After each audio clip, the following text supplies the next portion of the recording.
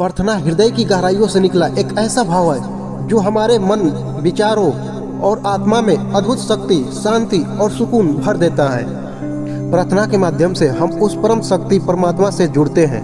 वैसे तो प्रार्थना किसी भी वक्त और किसी भी जगह पर की जा सकती है, लेकिन सुबह के समय में की गई प्रार्थना हमारे आत्मा को शांति और सुकून से भर देती है और सारे दिन हमारे अंदर प्रसन्नता भर देती है, एक पॉजिटिव एनर्जी भर देती है, जिससे हम सारे दिन बहुत अच्छा महसूस कर पाते हैं। सभी धर्मगुरुओं, ग्रंथों और संत महात्माओं ने प्रार्थना को बहुत महत्व दिया है। प्रार्थना में ईश्वर की प्रशंसा, स्तुति, गुणगान, धन्यवाद का भाव होता है, या फिर ईश्वर से सहायता की कामना, मार्गदर्शन, दूसरों का हित का चिंतन आदि होते हैं। एकाग्रता बढ़ती है, बुद्धि का विकास होता है, जिससे हमारी सही और गलत का निर्णय करने की शक्ति और बढ़ जाती है।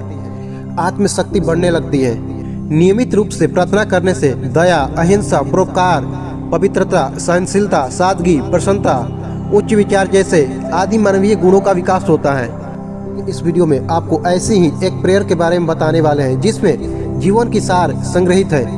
प्रार्थना बहुत छोटी सी है, लेकिन हमारे वास्तविक जीवन में इस प्रार्थना का महत्व कितना ज़्यादा है आप इससे जान सकते हैं।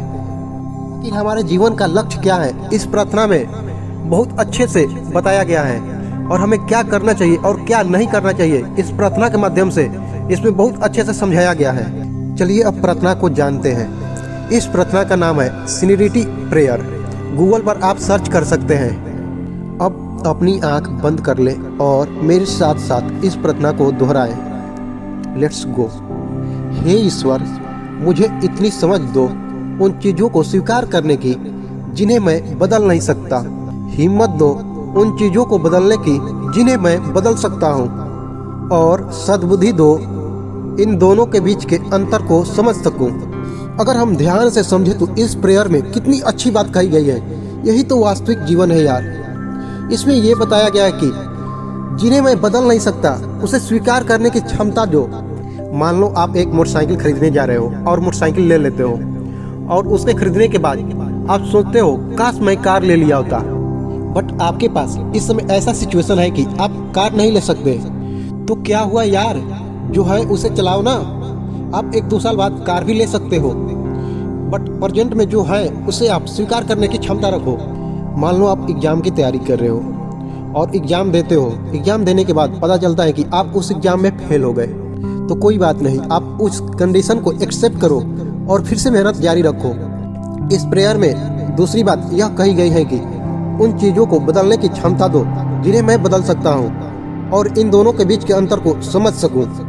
बट लोग क्या करते हैं, जिन्हें बदल सकते हैं उसे बदलते नहीं, बट जिन्हें नहीं बदल सकते उन्हें बदलने की कोशिश करते हैं। अगर आप इन दोनों के बीच के अंतर को अच्छे से समझ जाओगे तो अपने लक्ष्य को बहुत अच्छे तरीके से प्राप्त कर सकते हो। तो दोस्तों, हो सके तो आप इस प्रेयर को लिख लो या एक प्रिंट आउट निकलवा लो, और इसे आप वहाँ पर चिपका दो जहाँ आप सोते हो, और हर सुबह उठने के बाद इस प्रेयर को आप अच्छे से एक बार जरूर पढ़ें। अगर आप डेली हर रोज ऐसा करते हो तो आपको 1 महीने बाद इसका रिजल्ट जरूर मिलेगा।